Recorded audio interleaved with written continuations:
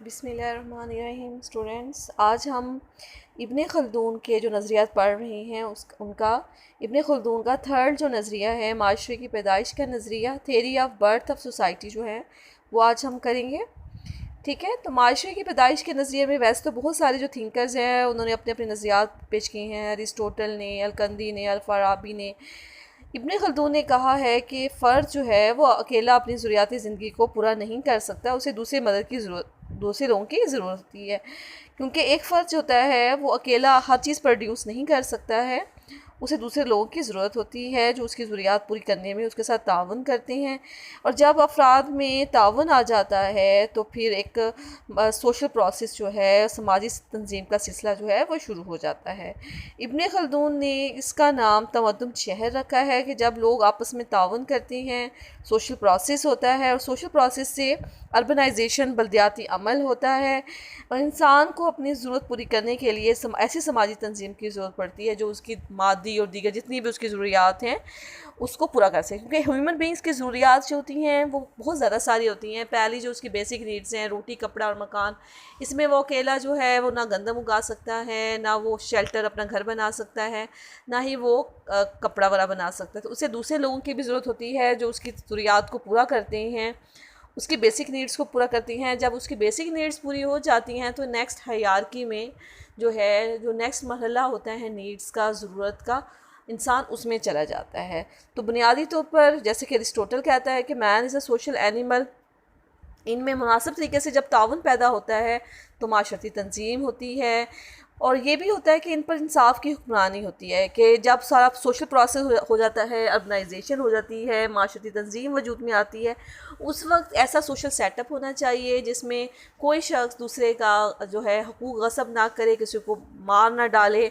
उसके लिए फिर जो है इंसाफ की हुक्मरानी जो है वो ज़रूरत होती है। फिर रियासत का क़याम जो है उसकी ज़रूरत पेश आ जाती है। तो ऐसा एक आदमी का ऐसा दबाव जो दूसरे पर तारी हो, इब्ने खल्दून ने इसे दाज़े के नाम से पुकारा है। इब्ने खल्दून ने कहा है कि जब समाजी तंजीम कायम हो जाए तो उसके बाद सिविलाइजेशन, तहजीब यानी इमरान वजूद में आता है। इमरान कहते हैं अरबी ज़बान का वर्ड है जिसके मायने जो है इब्ने खल्दून ने आबादी के मफ़हूम में लिया है। वैसे इसका जो लफ्ज़ी मायने है वो है बनाने या फ़रोग़ पाने के हैं। इब्ने खल्दून ने कहा कि जब तावन वसी पैमाने पर कायम हो जाता है तो एक ताकतवर वसी ताकतवर रियासत वजूद में आती है। इस हालत को उसने अल असबिया या समाजी इस्तेहकाम या ग्रोही यगानत, ग्रुप फीलिंग या ग्रोही शऊर कहा है। और ऐसे ग्रोह के अफराद एक दूसरे के साथ बहुत गहरा ताल्लुक, कोऑर्डिनेशन हो जाता है और एक रिश्तेदार ग्रोह, क्लैन वजूद में आ जाता है। उसे कबीले का भी नाम दिया है। यानी इस ग्रोह में शामिल तमाम अफराद अपना ताल्लुक एक मुश्तरका बाउजदाद इंसेस्ट्री से बताते हैं। तो अफराद ताउन के ज़रिए ग्रोह ज़िंदगी को वजूद में लाते हैं, माशरे की इब्तिदा हो जाती है। क्योंकि माशरा जो है वो ग्रोह से वजूद में आता है। ग्रोह क्या होता है? जब दो या दो से ज़्यादा अफराद जो होती हैं आपस में इंटरेक्ट करते हैं और अपने किसी मुश्तरका मकसद की वजह से वो ग्रोह वजूद में आता है। ग्रोह से फिर माशरे की इब्तिदा हो जाती है। और ग्रोह भी तब अफराद का बनता है जब उन्हें एक दूसरे के तावन की ज़रूरत होती है अपनी ज़रूरियात को पूरा करने के लिए। तो इसके साथ में जो अवामिल फैक्टर्स मौजूद हैं उनमें अफराद की बाहमी ज़रूरियात ज़िंदगी क्या हैं, सबसे ऊपर हैं। क्योंकि इसके ये वजह बनता है फ़र्द का ग्रोह बनने में, ग्रोह से फिर माशरे की इब्तिदा। इसके अलावा ये तावन एक दूसरे के माबैन गहरे ताल्लुक़ को वजूद में लाता है। इस तावन की दोनों अफराद को ज़रूरत पड़ती है। इसके अलावा तावन से माशरती तंजीम वजूद में आती है जिसके नतीजे में इंसानी तहजीब सकाफ़त कायम होती है। तो इन अवामिल में इंसाफ सबसे अहम अंसर है। क्योंकि जब जैसे ही रियासत कायम होती है तो उस रियासत में लॉ एंड आर्डर की सिचुएशन को बरकरार रखना बहुत ज़रूरी होता है। इससे फिर सियासी अदारा वजूद में आता है और सियासी अदारे का जो होता है एक फ़ंक्शन जो होता है वो कानून है। और कानून में क्या है, जो है इंसाफ कायम करना, ताकि कोई जाबिर जो है वो किसी कमज़ोर पर जुर्म ना कर सके और लोग एक दूसरे के हकूक़ को गसब ना कर सकें। इन अवामल के क़याम से माशरे की तश्कील, स्ट्रक्चर में मदद मिलती है। अब हम बात करते हैं इब्ने खल्दून के चौथे नज़रिए की जिसका नाम है समाजी तग़य्युर का नज़रिया, theory of cyclic social change. अलअस्बिया के नज़रिए में अल्लामा साहब ने फरमाया कि वो माशरे जो उस क़ुव्वत को खो बैठते हैं, कि अलअस्बिया जो है वो किसी माशरे के लिए बहुत ज़रूरी होता है। माशरे में ग्रोही इस्तेहकाम के लिए, ग्रोही अज़हान के लिए, वहादत के लिए, यूनिफॉर्मिटी के लिए अलअस्बिया का जो है one of the main factor है जो माशरे में या लोगों में जो है यूनिफॉर्मिटी लेकर आती है। लेकिन जब असबियत कमज़ोर पड़ जाती है उस माशरे में, वो माशरा बदनज़मी का शिकार हो जाता है, माशरती तग़य्युर माशरे में आ जाता है, हुकूमत बदल जाती है, और वो कबीला जिसमें अलअस्बियत स्ट्रॉन्ग होती है, वो माशरा, वो कबीला, वो हुकूमत तरक्की करती है। लेकिन जब ये क़ुव्वत कमज़ोर पड़ जाए तो फिर क्या होता है, सोशल चेंज या माशरती तग़य्युर वाक़या होता है।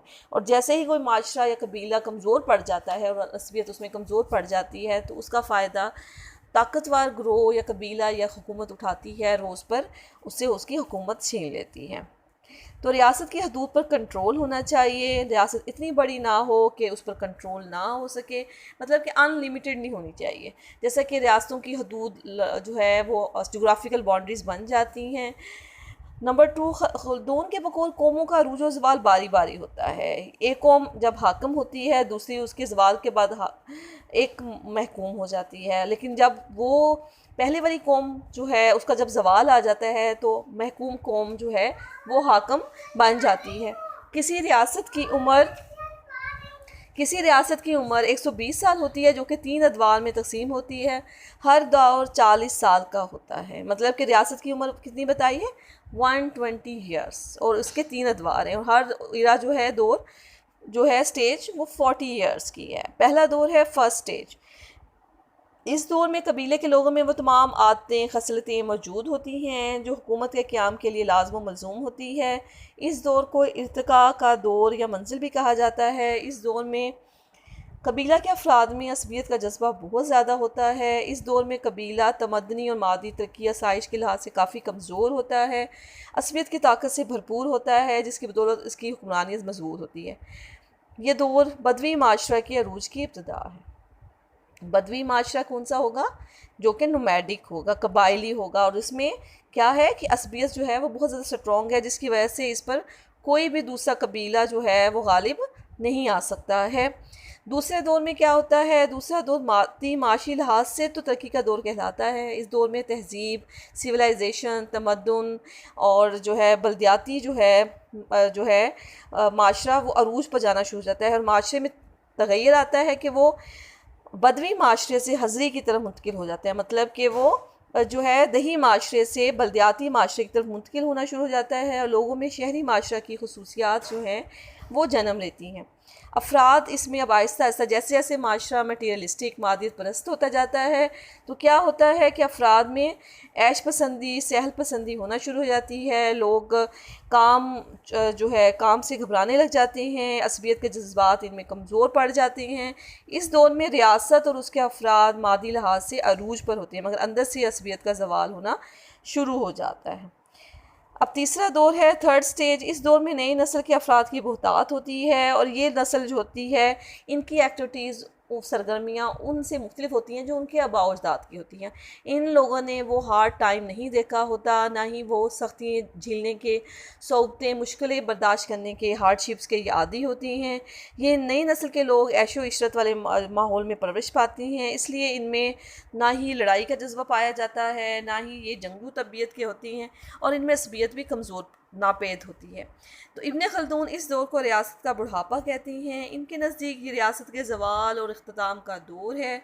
रियासत की अवाम और अदारों पर गिरफ्त कमज़ोर पड़ जाती है, माशरा इंतशार, बदनज़मी का शिकार हो जाता है, और वो लोग जो कभी यूनिटी में थे, वहदत थे, ताकतवर थे, तकसीम होकर कई ग्रोहों में जो है वो तकसीम हो चुकी होती हैं, क्योंकि इनमें असबियत जो होती है वो कमज़ोर पड़ जाती होती है। क्योंकि जब असबियत होती है, जब किसी कबीले में, माशरे में, रियासत में, तो उनमें यूनिटी पाई जाती है, उनमें यूनिफॉर्मिटी पाई जाती है। लेकिन जैसे ही वो कमज़ोर पड़ती है तो वो कबीला जो एक यूनिटी की तरह होता है, ताकत होता है, वो डिस्पर्स हो जाता है, वो स्कैटर्ड हो जाता है, उनकी ताकत जो है वो डिवाइड हो जाती है, जिसकी वजह से जो दूसरे लोग होते हैं, दूसरी रियासत, कबीला या हुकूमत, वो इस चीज़ का फ़ायदा उठाती है और वो उन पर गालिब आ जाती है। तो खल्दून के मुताबिक माशरा फिर 120 ईयर्स वाले से पहले वाली मंजिल पर पहुंच जाता है और हुकूमों का ये जो अरूज व ज़वाल है इसी तरह जारी सैरी रहता है कि जो कौम पहले अरूज पर होती है उसका ज़वाल आता है और जिसका ज़वाल होता है वो दोबारा अरूज पर और साहिब जो है हुकूमत में चली जाती है। तो खल्दून का ये नज़रिया कौमों के अरूज और ज़वाल, rise and fall of the nation जो थेरी है कि नज़रिए के नाम से जाना जाता है। परीटो जो इटली का माहिर इमरानियत है उसने भी ये बयान किया और उसने इसका नाम जो है वो सर्कुलेशन ऑफ अलीट गर्दिश अशराफ रखा। इब्न खल्दून इस हकीकत को वाज़ह करता है कि इंसानी माशरे तग़य्युर पज़ीर हैं, कि माशरे में तब्दीली आती, कोई भी माशरा जो है वो स्टैटिक पैसिव नहीं होता है, माशरे में तब्दीली आती रहती है, ख्वाह वो तब्दीली जो है उसकी डायरेक्शन और उसका जो रफ्तार है वो डिफरेंट हो सकती है, क्योंकि तब्दीली पॉजिटिव भी हो सकती है, तब्दीली नेगेटिव भी हो सकती है और उसकी डायरेक्शन भी किसी और रुख भी हो सकती है। अब हम बात करते हैं इब्न खल्दून के फिफ्थ लास्ट वन थेरी की। तो इब्न खल्दून ने हारून खान शेरवानी के मुताबिक जो फिफ्थ इसकी जो थेरी है वो है theory of rural and urban society, देही और बल्दियाती माशरे का नज़रिया। हारून खान शेरवानी लिखता है कि इब्न खल्दून असल इमरानियत की बुनियाद रखता है जब वो इंसानी माशरे के ख़वास बयान करता है।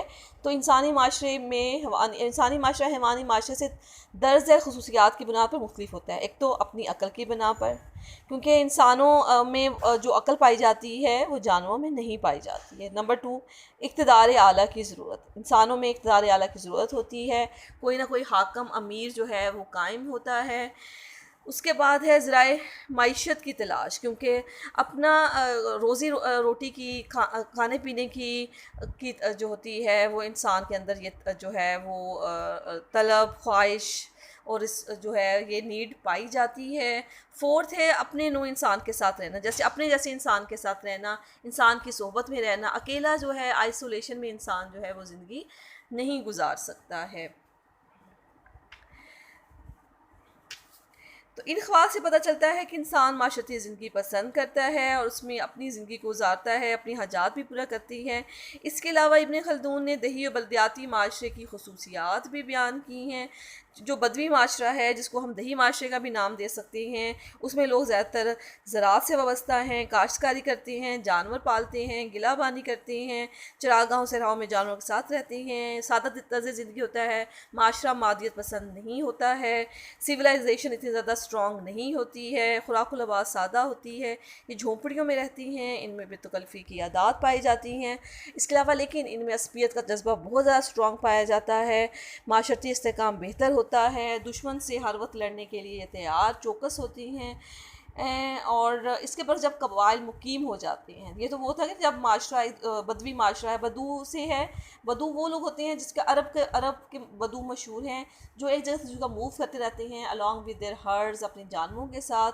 तो इस लिहाज से इसे उसका नाम बदवी माशरा दिया है। लेकिन जब ये बदवी माशरा ऐसा ऐसा परमानेंट सेटलमेंट हो जाता है, इनमें तब्दीलियाँ आना शुरू हो जाती हैं, इन अफराद में ग्रोही ज़िंदगी उनकी अफरादी कारकर्दगी बिना पर जारी रहता है। तो इब्न खल्दून ने अब जब जैसे ही ये बदवी माशरा क़याम पज़ीर हो जाता है, तो इब्न खल्दून ने इसका नाम जो है वो हज़री माशरे का दिया है। ये लोग शहरी होते हैं, इनका ज़रिया माश तजारत, मुलाजमत, सनत होता है, माशी तौर पर खुशहाल होती हैं। ये माशरा जो है वो मादियत परस्त होता है, इनमें गैर अखलाकी सरगर्मियाँ भी पाई जाती हैं, इनमें जो है इज्तिमाई ज़मीर की क़ुव्वत कम पाई जाती है। हज़री माशरे के लोगों के तहफ़्फ़ुज़ के लिए हुकूमत ने फ़ौज और पुलिस मुकर्रर करती है। हज़री लोग बुज़दिल होते हैं, इन तहज़ीबी अलूम फ़नों की तरक्की की वजह हज़री माशरा के अफराद हैं, लेकिन इनमें जो है असबियत का जज्बा कमज़ोर पड़ जाता है। तो इब्न खल्दून का जो हज़री बदवी माशरों का जो नज़रिया है और डरखाइम और ट्विन्स के नज़रियात से मिलता जुलता है। डरखाइम को हम आगे जाकर पढ़ेंगे, उसने भी ये नज़रियात पेश किए हैं। तो नीज़ आबो हवा के असरात, फ़र्द के किरदार और लोगों के रस्म व रिवाज पर बयान किए। मैदानी इलाकों, पहाड़ी इलाकों और देही बल्दियाती इलाकों के रहने वालों के माशरती ज़िंदगी एक दूसरे से मुख्तलिफ हैं, उनके रस्म व रिवाज भी मुख्तलिफ हैं। इसको भी इब्न खल्दून ने अपने नज़रिया में पेश किया है। तो आज स्टूडेंट्स आपका ये जो सेकंड चैप्टर है इब्ने खल्दून के नज़रियात वाला वो कंप्लीट हैं। आप इसको तैयार रखें। अल्लाह हाफिज़।